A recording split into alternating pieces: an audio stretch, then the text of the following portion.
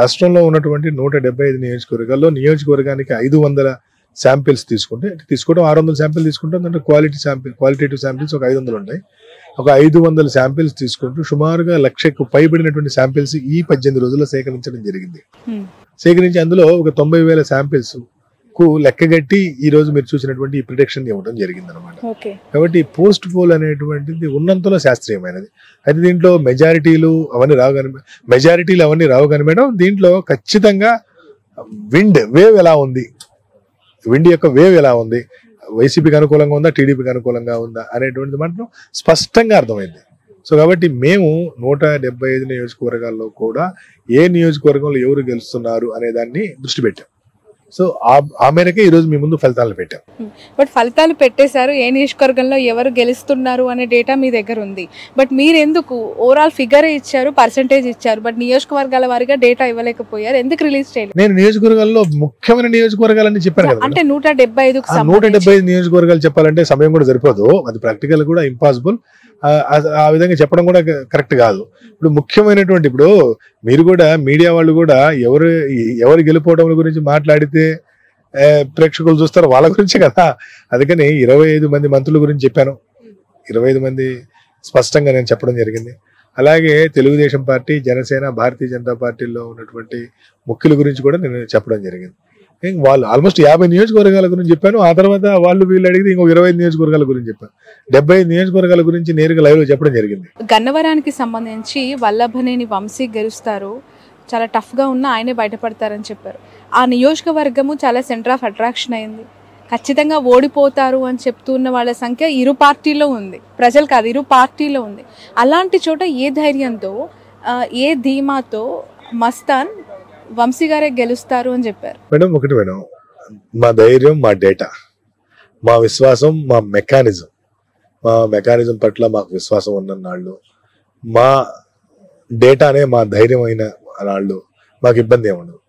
ఇప్పుడు వంశీ గారు అక్కడ స్థానికంగా ఎలక్షన్ చాలా బాగా చేసుకున్నాడు. అయితే ఎలక్షన్ చేసుకున్నాడు కాబట్టే గెలుస్తున్నాడని కాదు, అతను ఎలక్షన్ కంటే కూడా చాలా ముందు 2 సార్లు 3 సార్లు ప్రీపోల్ చేస్తే కూడా అక్కడ ఆయన లీడ్ లో కనబడ్డాడు. ఈసారి ఖచ్చితంగా ఈ 3 పార్టీలు గెలిస్తే ఇబ్బంది ఉంటది అన్న సంగతి ఆయన తెలుసుకొని చాలా జాగ్రత్తగా పోల్ మేనేజ్మెంట్ కానివ్వండి, ఎలక్షన్ హీరింగ్ కానివ్వండి, బూత్ మేనేజ్మెంట్ కానివ్వండి, అవన్నీ చాలా చక్కగా చేసుకోగలిగాడు. కాబట్టి ఈ రోజు ఆ ఫలితం రాబోతా ఉంది. సో అందుకని ఇంత ధైర్యంగా కూడా నేను చెప్పగలిగాను. పక్కనున్న గుడివాడకి సంబంధించి ప్రస్తావించలేదు ప్రెస్ మీట్ లో, ఎలా ఉంది అక్కడ ట్రెండ్? అంటే గుడివాడని ఎందుకు ప్రస్తావించలేదు అనేది, గుడివాడ ఖచ్చితంగా టైట్ కాన్స్టిట్యున్సీ. గుడివాడలో నాని గారిని, కన్నవరంలో వంశీ గారిని ఓడించడానికి అనేక మంది ఆ 2 నియోజకవర్గాల్లో మోహరించారు. మామూలుగా మోహరించలా, వేరే దేశాల నుండి కూడా వచ్చి మోహరించారు. కాబట్టి ఇది కొద్దిగా టైట్ కాన్స్టిట్యున్సీ, అందుకని దాని గురించి నేను పెద్దగా ప్రస్తావించలేదు. చాలా టఫ్ గా ఉంది స్టిల్. ఖచ్చితంగా ఎవరికి ఉందంటారు? చూడాలి ఏమవుద్దనేది. మీరు చేశారు కదా పోస్ట్ పోల్ చెప్పడానికి, కొంత తెలుగుదేశం పార్టీకి అనుకూలంగా ఉండే అవకాశం ఉంది. సార్, ఈ ఎంటైర్ ఎలక్షన్ ప్రాసెస్ లో మీరు గమనించిన అంశాలు ప్రధానంగా నెగటివ్స్, పాజిటివ్స్ ఏంటి? ఇప్పుడు గతంలో దాదాపు 49% ఆఫ్ ఓట్ షేర్ వైసీపీ సంపాదించింది. ఇంచుమించుగా దాని కొన్ని పాయింట్స్ ఇప్పుడు 50% మీరు ఇస్తూ ఉన్నారు. బట్ ఇక్కడ సీట్లు తగ్గుతూ ఉన్నాయి, అక్కడ పెరుగుతూ ఉన్నాయి. డిఫరెన్సియేషన్ ఏ విధంగా ఉంది? అంటే శ్రావణి గారు, 2019లో Telugu Desam party, Janasena party, BJP party, YSRCP party వేరువేరుగా పోటీ చేయడంతో వైఎస్ఆర్సీపీకి సుమారు 50% ఓటు బ్యాంక్ వచ్చింది. తెలుగుదేశం పార్టీకి 39% పైచిలుకే వచ్చింది. అంటే డైరెక్ట్ గా 10-11% గ్యాప్ ఉండటంతో ఎక్కువ సీట్లు వచ్చినాయి. ఇప్పుడు 10% ఓటు బ్యాంకు ఉన్నటువంటి జనసేన కూడా వచ్చి యాడ్ అయింది. సో ఆటోమేటిక్ గా బీజేపీ యాడ్ అయింది. వీళ్ళందరూ యాడ్ అయినప్పుడు సరే కొంత డిసడ్వాంటేజ్, వీళ్ళంతా యాడ్ అయ్యి 47% అయింది. కాబట్టి 49కి 47% అని పోటీ ఉన్నప్పుడు అనేక నియోజకవర్గాల్లో కూటమి గెలుస్తుంది. కాబట్టి 2019తో మనం కంపేర్ చేయలేము. ఎందుకు కంపేర్ చేయాలంటే 2019లో అది మల్టీ కార్నర్ కంటెస్ట్ జరిగింది. ఇప్పుడు 1-1 కంటెస్ట్ కదా, 3 పార్టీలు ఒక కూటమైంది, ఇది ఒక కూటమైంది. కాబట్టి ఖచ్చితంగా 2019తో పర్సంటేజ్ ఆఫ్ ఓట్స్ ని మీరు కంపేర్ చేయొచ్చు, కానీ నంబర్ ఆఫ్ సీట్స్ ని మీరు కంపేర్ చేయలేరు. ఓకే, ఈ ఎస్పెషల్లీ 3 పార్టీల కలయిక అంశము ఏ విధంగా ఉందంటారు గ్రౌండ్ లెవెల్లో? ఎందుకు అంటే బీజేపీతో పొత్తు పెట్టుకోవడం వల్ల ముస్లిమ్స్ దూరం అయ్యారు, మైనార్టీలు దూరం అయ్యారు అని ఒక వర్గం చెప్తూ ఉంటే, జనసేనతో పొత్తు పెట్టుకోవడం వల్ల కాపుల్లో స్ప్లిట్టింగ్ వచ్చింది, వాళ్ళంతా వైసీపీకి అలైన్ అయ్యారు అని చెప్పే వాళ్ళ సంఖ్య కూడా అదే స్థాయిలో ఉంది. కొంత ఇబ్బంది ఉంది శ్రావణి గారు. విషయం 2014లో జనసేన పార్టీ పెట్టిన కొత్తలో అలయన్స్ కి వెళ్ళినప్పుడు సీట్ల గొడవ లేదు. ఆ రోజు జనసేన సీట్లు అడగలేదు, కేవలం సపోర్ట్ చేశారు కాబట్టి అసలు గోల్ లేదు. ఓట్ ట్రాన్స్ఫర్ విషయం లేదు, లీడర్కి ఏ సీట్ ఇవ్వాలి ఇవ్వండి. కానీ 2024లో వాళ్ళు ఖచ్చితంగా 50 సీట్లు మా జనసేనకి ఇస్తాయని జనసేన శ్రేణులన్నీ ఆశించినాయి. ముఖ్యంగా కాపు కమ్యూనిటీ ఖచ్చితంగా మాకు 50 సీట్లు అన్న ఇస్తారు అనేటువంటిది ఆశించారు. ఎప్పుడైతే 50 సీట్లు రాక దాన్ని 40, 30, 20, 24కి ఇచ్చారో ఆ రోజు ఈ జనసేన శ్రేణులన్నీ దిగాలు పడినాయి. కాపు కమ్యూనిటీ అంతా కూడా చాలా ఒక రకమైనటువంటి ఉద్రేకానికి లోనయ్యారు. ఆ తర్వాత 24 కూడా మళ్ళీ 3 బీజేపీకి ఇచ్చేసి 21కి పరిమితం చూసారా. ఆ రోజుతో ఖచ్చితంగా కాపు కమ్యూనిటీ చాలా ఇబ్బంది పడింది. జనసేనకి ఎక్కడైతే సీట్లు ఇచ్చారో జనసేనకి సీట్లు ఇచ్చిన దగ్గర టీడీపీ ఓటు బ్యాంకు బాగా ట్రాన్స్ఫర్ అయింది. టీడీపీకి ఎక్కడైతే సీట్లు ఇచ్చారో అక్కడ జనసేన ఓటు బ్యాంక్ ట్రాన్స్ఫర్ కాలేదు. ఎందుకు కాలేదంటే ఈ బాధే కారణం. ఇంత పెద్ద పవన్ కళ్యాణ్ తీసుకుని 50 సీట్లను ఇస్తారనుకుంటే 21 సీటే ఇచ్చారనేటువంటి బాధ ఏదైతే ఉందో, ఆగ్రహం ఏదైతే ఉందో ఆ వర్గాల్లో, ఆ ఆగ్రహం కారణంగా జనసేన ఓటు బ్యాంకు 100% ట్రాన్స్ఫర్ కాలేదు. సో కాబట్టి జనసేన టీడీపీ అలయన్స్ సరే ఈ రోజు కనీసం టీడీపీకి సీట్లు పెరుగుతున్నాయి, జనసేనకి సీట్లు పెరుగుతున్నాయి, బీజేపీ పెరుగుతున్నాయి. కాబట్టి అధికారంలో రాలేకపోయినా కూడా టీం లేదంటే ఆ కూటమి సక్సెస్ అయినట్టే, గతం కంటే ఎక్కువ సీట్లు సాధిస్తుంది కాబట్టి. Okay, right. ఎస్పెషలీ ఈ సోషల్ ఇంజనీరింగ్ అనే పదం ఈ 2024 ఎన్నికల్లో చాలా ఎక్కువగా అనిపించింది. మొదటగా దాని మీద అనాలిసిస్ చేసిన వ్యక్తి ఆరా మస్తాన్. గ్రౌండ్ లో మీకు వెళ్ళినప్పుడు ఎలాంటి రియాలిటీస్ కనిపించాయి? ఎస్పెషల్లీ బీసీలు గంపగుత్తగా టీడీపీకి కొన్ని సంవత్సరాలుగా అలైన్ అయి ట్రావెల్ అవుతున్న వాళ్ళని జగన్ ఏ విధంగా చీల్చాడు? బీసీ కమ్యూనిటీ ఏ విధంగా అలైన్ అయింది? శ్రవణి గారు, జగన్మోహన్ రెడ్డి గారు ఈ రాష్ట్రంలో ఉన్న సామాజిక వర్గాల నాడి పట్టుకున్నారంటంలో సందేహం లేదు. చూడండి, మనందరూ తెలుసు ఫలానా కులం అంటే ఈ పార్టీకి అనుకూలం, ఫలానా కులం అంటే ఈ పార్టీ అనుకూలం, మనం అందరం అనుకుంటూనే ఉంటాం, జనరల్ అది కామన్. దీన్ని పొలిటికల్ ఎఫినిటీ అంటారు. అంటే పొలిటికల్ ఎఫినిటీ గ్రూప్స్. సపోజ్ కమ్మ, వైశ్య లేదా క్షత్రియ ఈ వర్గాలు టీడీపీ ఎఫినిటీ, రెడ్డి, మాల, మాదిగ, ముస్లిము ఇవన్నీ వైఎస్ఆర్సీపీ ఎఫినిటీ. ఈ పొలిటికల్ ఎఫినిటీ గ్రూప్స్ ఏవైతే ఉన్నాయో ఈ పొలిటికల్ ఎఫినిటీ గ్రూప్స్ ని రీఆర్గనైజ్ చేయడంలో జగన్మోహన్ రెడ్డి గారు సక్సెస్ అయ్యారు. ఎలా? వైఎస్ఆర్ కాంగ్రెస్ పార్టీకి ఉండే 4-5 పొలిటికల్ ఎఫినిటీ గ్రూప్ తో తెలుగుదేశం పార్టీకి ఆ అసెంబ్లీలోనో ఆ పార్లమెంట్ లో ఉన్నటువంటి ఇంకొక పెద్ద గ్రూప్ ని, తెలుగుదేశం ఎఫినిటీ గ్రూప్ ని తీసుకొచ్చి టికెట్ ఇవ్వడంతో ఈ 4 గ్రూపులతో పాటు ఆ గ్రూప్ కలిసి 5 గ్రూపులతో పెద్ద గ్రూప్ గా ఏర్పడటం మనం చూసాం అనమాట. ఇది అనేక నియోజకవర్గాలు అదే చేశాడు. సుమారుగా 103 స్థానాల్లో ఆయన చేసినటువంటి మార్పుల కారణంగా అనేక మంది కొత్త వాళ్లకు, బీసీలకు, చిన్న విషయం కాదు, అనేక సీట్లు ఈరోజు 175 అసెంబ్లీలో, 25 పార్లమెంట్లో, 200లో డైరెక్ట్ గా 100 ఎస్సీ, ఎస్టీ, బీసీ మైనార్టీలకు ఇచ్చారు. ఇది ఒక కీలకమైనటువంటి విషయం. రెండో విషయం, ఇవ్వటమే కాకుండా మహిళలతో పాటు పార్టీని నమ్ముకున్నటువంటి వాళ్ళకి అనేక దగ్గరలో అడ్జస్ట్ చేయడం అనేటువంటిది ఈ పొలిటికల్ రీఆర్గనైజేషన్కి బాగా ఉపయోగపడింది.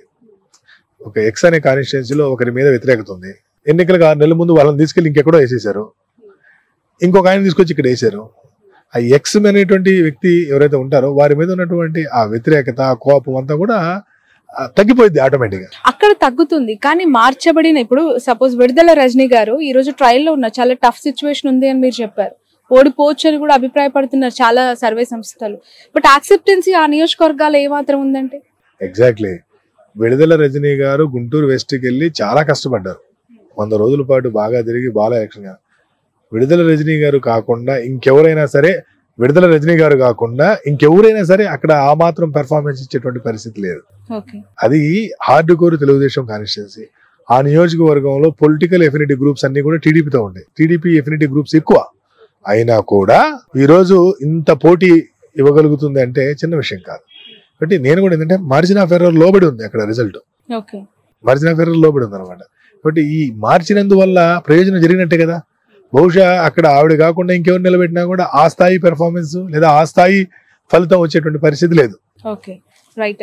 మీరు గతంలో ఒకసారి మాట్లాడుతున్న సందర్భంలో నాతో ఆన్ ఫోన్ కాల్ నేను మిమ్మల్ని అడిగిన ప్రశ్న, సార్ పోలింగ్ పర్సెంటేజ్ ఈ స్థాయిలో గతం కంటే ఎక్కువగా ముందుకెళ్తోంది, అది 81% రీచ్ అయిన సందర్భంలో ఖచ్చితంగా అది వ్యతిరేక ఓటు ఒకవేళ అది పెరిగితే లాస్ట్ టైం కంటే పెరిగితే ఖచ్చితంగా కూటమికే ఛాన్స్ ఉంది. లేదు అంటే వైసీపీ వస్తుంది ఆగిపోతే. లాస్ట్ టైం కంటే ఒక్క పాయింట్ వచ్చి ఆగిపోయినా వైసీపీకి ఎడ్జెండా. బట్ ఈ రోజు చూస్తే ఎంటైర్లీ డిఫరెంట్ గా మీ రిజల్ట్ ఇవ్వడం జరిగింది. ఎగ్జాక్ట్లీ శ్రావణి గారు, మనం మాట్లాడుకుంది బిఫోర్ పోలు. తర్వాత పోలింగ్ రోజు సాయంత్రం నేను ఒక ప్రైవేట్ టీవీ ఛానల్లో మాట్లాడుతూ కూడా ఈ వ్యాఖ్య చేశాను. ఆ తర్వాత 24 గంటలకి డేటా వచ్చింది, పోలింగ్ బూత్ వైజ్, మండల wise, assembly wise, parliament data వచ్చిన తర్వాత ఆ డేటాని ఒకసారి మేము వెరిఫై చేసాం. వెరిఫై చేస్తే ఆ డేటాని బేస్ చేసుకొని చూస్తే ఎక్కడెక్కడ వైఎస్ఆర్సీపీకి అనుకూలత ఉందో ఆ లొకాలిటీస్ లేదా ఆ పోలింగ్ బూతుల్లో విపరీతమైనటువంటి పోలింగ్ జరిగింది. 92-94% కూడా పోలింగ్ జరిగింది వైసీపీ అనుకూల ప్రాంతాల్లో. టీడీపీ అనుకూల ప్రాంతాల్లో 70-72% జరిగింది. చిన్న విషయం కాదు.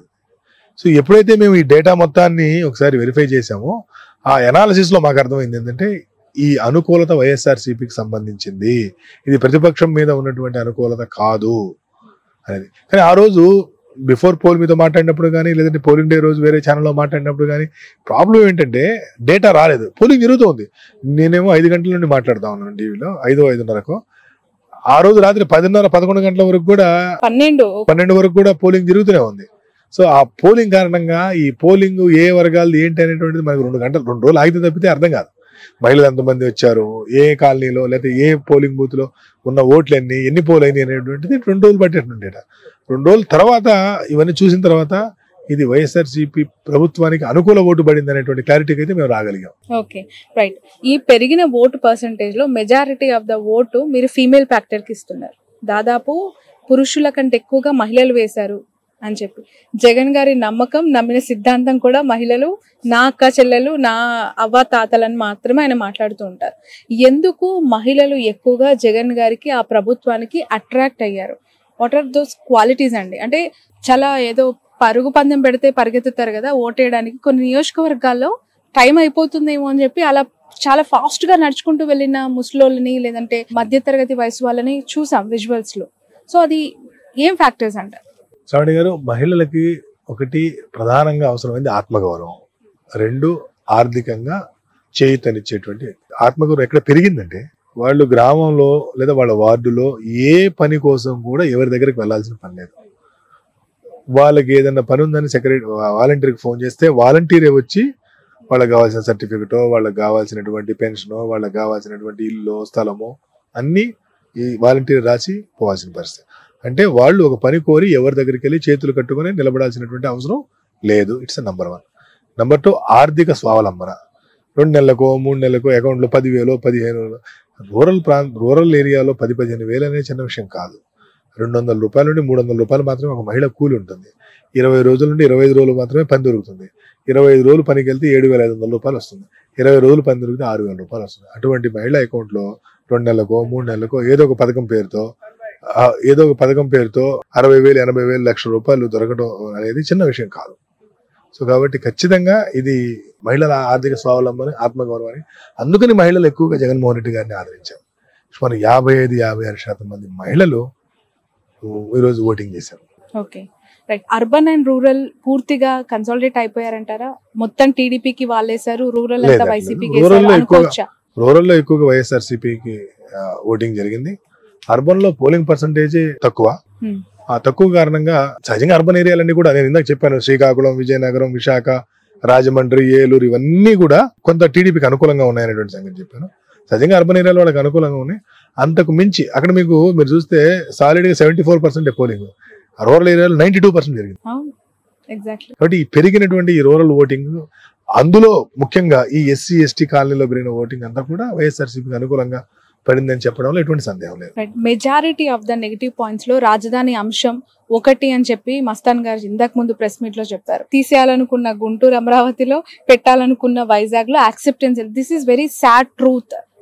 దీనిపైన మీ విశ్లేషణ ఏంటి? అంటే రాజధాని పోతుంది కాబట్టి తమ భూముల యొక్క విలువలు పడిపోతున్నాయి అనేటువంటి ఉద్దేశంతో గుంటూరు పార్లమెంట్ అంతా కూడా అధికార పార్టీకి వ్యతిరేకంగా ఓటేశారు. విశాఖపట్నంలో మేము ప్రశాంతంగా ఉంటున్నాం, ఇక్కడికి వచ్చి మీరంతా రాజధాని, రాజులు, రాజ్యాలు, ఇక్కడికి వచ్చి ఎమ్మెల్యేలు ఈ గోలంతా ఉంటే మేము ప్రశాంతత పోయిద్దని చెప్పి వాళ్ళు వ్యతిరేకంగా ఓటు వేశారు. అందుకనే విశాఖపట్నం పార్లమెంటు, గుంటూరు పార్లమెంట్లో 1-2కి మించి వైసీపీకి వచ్చే అవకాశం లేదు. ఇక ఇది జగన్మోహన్ రెడ్డి గారికి ఇది తెలుసు. ఈ ఖచ్చితంగా అక్కడ ప్రతిబంధకం ఉంటుందని తెలుసు, ఇక్కడ వ్యతిరేకత ఉంటుందని కూడా తెలిసి కూడా ఆయన ఆ ధైర్యం చేశారు. వై నాట్ 175 అని చెప్పి వైసీపీ జగన్మోహన్ రెడ్డి పదే పదే అన్న సందర్భం మనం చూస్తున్నాం. మీరేమో ఇక్కడ 90 to 100 చేంజ్ మీరు 94 to 104 అంటే ఒకటి లక్ష్యం పెట్టుకోవడం తప్పులేదు, కానీ లక్ష్యం పెట్టుకున్నట్టుగా ఎదురు 3 పార్టీలు కలిసినాయి కదా. ఇతను లక్ష్యం పెద్దగా ఉంది కాబట్టి అవతల 3 పార్టీలు కలిసినప్పుడు సో వాళ్ళకు కూడా కన్సాలిడేటెడ్ ఓటు బ్యాంక్ ఉంటుంది కదా. సో ఆ ఓటు బ్యాంక్ అనేటువంటిది అంత ఓటు బ్యాంక్ 46-47% ఉన్నప్పుడు 175 అనేది సాధ్యం కాదు. సరే లక్ష్యం పెట్టుకోవడం దాన్ని ఎవరు తప్పు పట్టాల్సిన పని లేదు. రైట్. బీజేపీతో పదే పదే పొత్తు పెట్టుకోవడం వల్ల నెగిటివ్ అయింది, లేదంటే డైరెక్ట్ గా అధికారంలోకి వచ్చే స్థాయి టీడీపీకి ఉంది అని మాట్లాడే వాళ్ళకి నిజమేనా? లేదు శ్రావణి గారు, ఇది బీజేపీని బదనాం చేయడానికి ఏదో వాడేటువంటి విషయమే గానీ బీజేపీతో కలిస్తే పూర్తిగా నష్టపోతామని కనుక చంద్రబాబు గారికి తెలిస్తే బీజేపీతో ఎందుకు పొత్తు పెట్టుకుంటారు? కొన్ని అవసరాలు ఉన్నాయన్నారు. ఎగ్జాక్ట్లీ అదే చెప్తున్నా. ఆ అవసరాలు బీజేపీతో ఏదైనా నష్టం జరిగితే అంతకంటే ప్రయోజనాలు ఎక్కువ ఉన్నాయి కాబట్టి పెట్టుకున్నారు. సింపుల్. Okay right. జనసేన ఏ విధంగా పుంజుకుందంటారు? మీ అనాలిసిస్ ఏంటి? ఎందుకు అంటే జనసేన 14-15 మంది శాసనసభ్యులు అసెంబ్లీకి వెళ్ళబోతున్నారు కదా, వాళ్ళకి మేలే కదా ఇది. కాకపోతే 10 ఏళ్ల తర్వాత కూడా ఇంకా 10-15 సీట్ల గురించి ఆలోచించాల్సి రావడం కొంచెం బాధాకరం జనసేన విషయంలో. సో జనసేనకి ఇప్పటి వరకు ఒక సింబల్ కూడా అంటే సాలిడ్ గా లేకపోవడం అనేటువంటిది వాళ్ళకి మైనస్. వాళ్ళు చాలా ఆందోళన పడ్డారు గాజు గ్లాస్ విషయంలో. అంటే జనసేన ఇక నుండి అయినా వాళ్ళు సంస్థాగత నిర్మాణం చేసుకుంటారని అనుకుంటున్నాను నేను, ఎందుకంటే 15 అసెంబ్లీలు వస్తున్నాయి కాబట్టి. ఇక్కడ ఒక క్వశ్చన్ నేను మిమ్మల్ని అడగాలి. జనసేన పార్టీ కాపు సామాజిక వర్గం ఫ్యాక్టర్లు ఓన్లీ వాళ్ళే పవన్ కళ్యాణ్ కి అట్రాక్ట్ అవుతున్నారా, యూత్ అట్రాక్ట్ అవుతున్నారా, లేదు మిగతా సామాజిక వర్గాలను కూడా అట్రాక్ట్ చేసేలాగా పవన్ కళ్యాణ్ కి గ్రౌండ్ లో ఉందా? అంటే ఒకటండి, పవన్ కళ్యాణ్ ప్రధానమైనటువంటి ఓటు బ్యాంకు కాపు ఓటు బ్యాంకు, తర్వాత యూత్. సరే ఆ యూత్ లో ఏ వయసు వాళ్ళు ఓటు హక్కు ఉన్నవాళ్ళ లేరా అంటే అది ఒక పెద్ద చర్చ. కానీ పవన్ కళ్యాణ్ గారిని ఎక్కువ మంది లైక్ చేస్తుంది మాత్రం రాజకీయంగా కాపు కమ్యూనిటీ. సినిమా పరంగా అందరు లైక్ చేస్తారు, irrespective of the caste religion అందరు అన్నిట్లో ఆయన అభిమానులు ఉంటారు. కానీ బట్ ఖచ్చితంగా ఈ ఎన్నికల తర్వాత ఆయన సంస్థాగత నిర్మాణం కొంత చేసుకుంటారని మాత్రం నేను ఆశిస్తున్నాను. చాలా సర్వే సంస్థలు కూటమికి అనుకూలంగా ఇచ్చాయి. ఆరా మస్తాన్ గారు వైసీపీ అధికారంలోకి వచ్చే అవకాశం ఉందని ఇచ్చాయి. అంటే చాలా ఏం కాదు, అనేక సంస్థలు వైసీపీ కూడా వచ్చాయి. బట్ నేను firmly definitely YCP will form the government అని నేను నా సర్వే ద్వారా అదే నిరూపితమైంది, అదే ఇస్తున్నాను. నమ్మొచ్చా వైసీపీ దీన్ని బ్లైండ్ గా నమ్మొచ్చు? ఖచ్చితంగా నమ్మొచ్చు. తప్పదు, ఎట్టి పరిస్థితుల్లో అవకాశం లేదు తప్పడానికి. తప్పితే ఎట్టి పరిస్థితులు తప్పిన తర్వాత అసలు మీరు వెళ్ళి ఇంటర్వ్యూ కూడా అడగరా? అడుగుతాను, ఎలా తప్పింది అని అడగొచ్చేమో, మీ లెక్కలు ఎలా తప్పాయని అడగొచ్చేమో. ఇప్పటికి తప్పదు. ఈసారి మళ్ళీ మీ సర్వే మరొకసారి నిజమైంది అని చెప్పి ఇంకొక ఇంటర్వ్యూలో తప్పనిసరి కలుద్దాం.